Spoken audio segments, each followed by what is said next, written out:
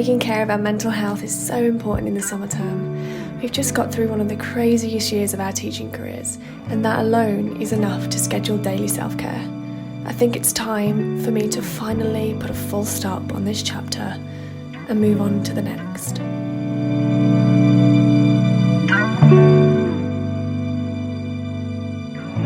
Hello everyone and welcome back. I'm Jodie. I'm here to tell you why 30 days of yoga is the next challenge you're going to want to try.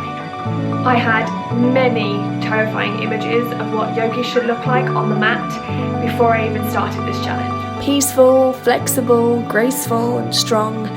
I didn't have any high hopes. And in 30 days, I may have only discovered a little bit more flexibility, but I have gained some serious teachings to my wellbeing toolkit. Today we're going to be talking about my reasons behind why I think you guys and every teacher out there should have a regular yoga or mindfulness practice, and how I kept myself motivated to keep going. Yoga means addition of strength, energy to the mind, body and soul.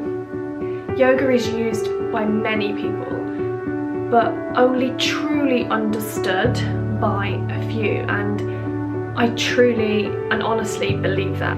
The further I got into my yoga journey, the more I realised that, damn, this practice is a medicine. Yoga is so helpful and important to connect into our physical body, and essentially that's all we ever have. The energy systems in the spine of our bodies get blocked when we don't really move or we sit still for a prolonged period of time.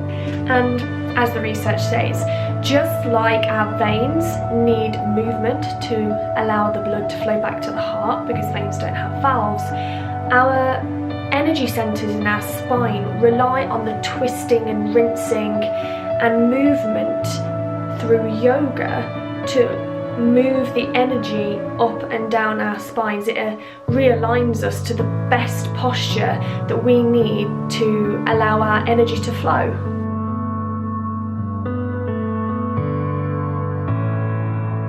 In my eyes, there's nothing more beautiful on a woman than that sophisticated look of, I have my life together. Okay, so no one ever really has their entire life together physically. I'm a big advocate of realism, but being mentally and emotionally aware of your own strengths, weaknesses, vulnerabilities, and your level of inner calm. Whether I spent 4 minutes on the mat or 40, and I'll be honest, there are a lot more 4s than 40. I always left the mat with this sense of sophisticated awareness of my inner self. And I want to ask you a little question. Yes, you, busy teacher. When was the last time you spent time alone with just you and just your thoughts? No other distractions, just you. Tuning in to my inner voice was life-changing. I stopped listening to everyone else's voices, opinions, just for a minute, and just allowed my own to speak, just for a minute. And I heard 3 things: an insecure voice, an exhausted voice, but also an excited voice, because I knew that every single time I turned up to that mat, whether it's for 4 or 40 minutes, my voice knew it was going to be listened to.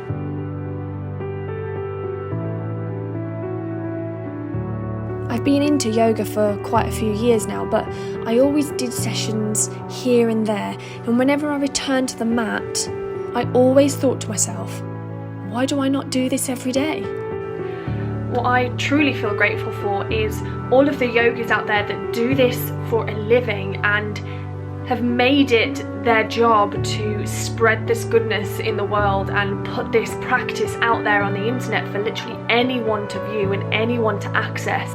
I convinced myself that there is no way that I could have failed this challenge as long as I kept moving. But until this challenge, I was still yet to get through a full 30-day challenge of yoga. I even tried multiple Yoga with Adriene challenges on YouTube, and even though, Luna is super cute, She's very distracting and she's certainly not on the level of Benji. I just couldn't seem to finish a 30-day challenge until I realised one thing. Achievement seems to be connected with action. Successful men and women keep moving.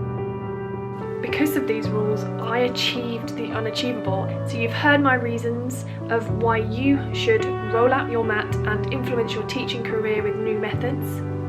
But here's the million-dollar question. Stick around to the final bit of this video where you will get the motivation and the freebie that you need to complete any 30-day challenge that you wish. Firstly, yes, new energy, this sophisticated feeling were the biggest drivers for me staying motivated, but they didn't kick in until at least halfway through the challenge. So I had to keep myself motivated somehow. So here's my brutally honest tips on how to stay motivated through any challenge.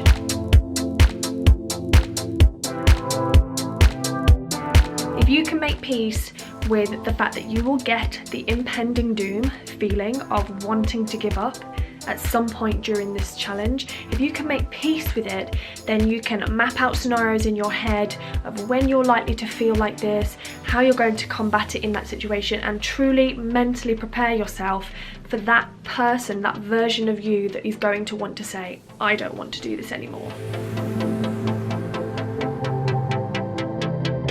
At least just until you start completing the habit naturally.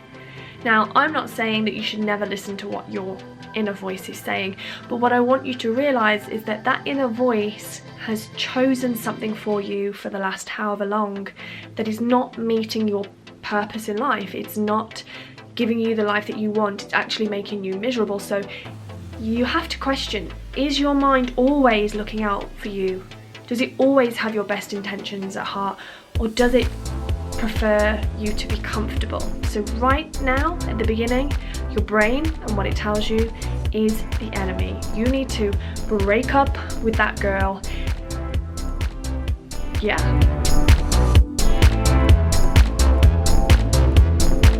Tip number 3, attach tangible value. If you think that's what would get your juices flowing, if you think looking forward to a new item when you completed the 30-day yoga challenge, then do it. It worked for me incredibly well actually, and it meant that my partner could get involved, so win-win. Tip 4, complete a public success tracker. So I completed a public success tracker or tick list for the 30 days of yoga because I wrote it on the box of my new yoga mat, and I placed that in the centre of the living room so that anyone that walked past could see whether I did or didn't show up to the mat that day. It meant that I could see the yoga mat, and therefore it reminded me on the days where I was mentally really busy and I was likely to forget, but it also meant that my husband could check in on me and he could hold me up to my end of the bargain too. Tip number 5, you need a savage accountability friend. Tell the friend that you are doing this challenge, the friend that will call you out for not completing it. I would love to hear your success stories because lifting other teachers seems to be my cardio, and boy, do I love to work out.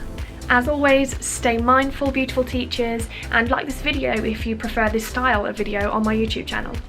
This is the place for inspiration and guidance for teachers, and if you want to be here, subscribe. It really would mean the world. And before I go, I want to leave you with this quote.